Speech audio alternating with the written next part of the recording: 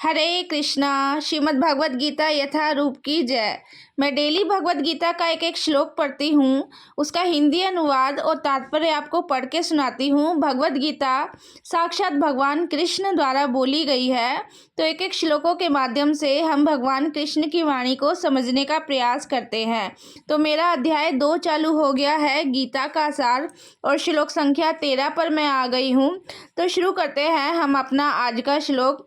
आज का श्लोक है, देहिनो अस्मिन् यथा देहे कुमारम यौवनम जरा तथा देहांतर प्राप्ति धीरस्त्र न मुह्यति।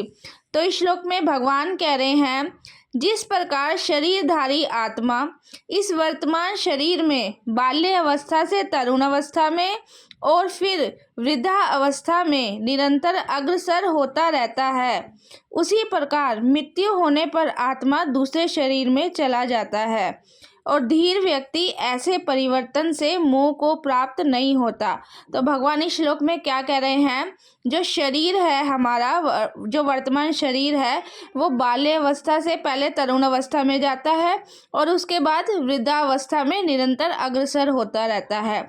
और ये कह रहे हैं उसी प्रकार मृत्यु होने पर ये जो आत्मा है एक शरीर छोड़कर दूसरे शरीर में चली जाती है।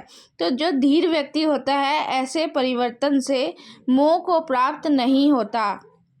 इसके तात्पर्य में बता रहे हैं, प्रत्येक जीव एक विशिष्ट आत्मा है, वह प्रतिक्षण अपना शरीर बदलता रहता है, कभी बालक के रूप में, कभी युवा तथा कभी वृद्ध पुरुष के रूप में, तो भी आत्मा वही रहता है, उसमें कोई परिवर्तन नहीं होता।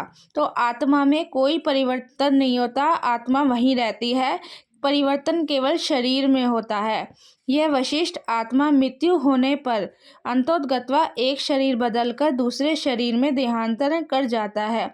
जो आत्मा होती है एक शरीर छोड़कर दूसरे शरीर में चली जाती है, और क्योंकि उसको अगले जन्म में शरीर मिलना अवश्य में संभव होता है, चाहे वह शरीर आध्यात्मिक हो या भौतिक।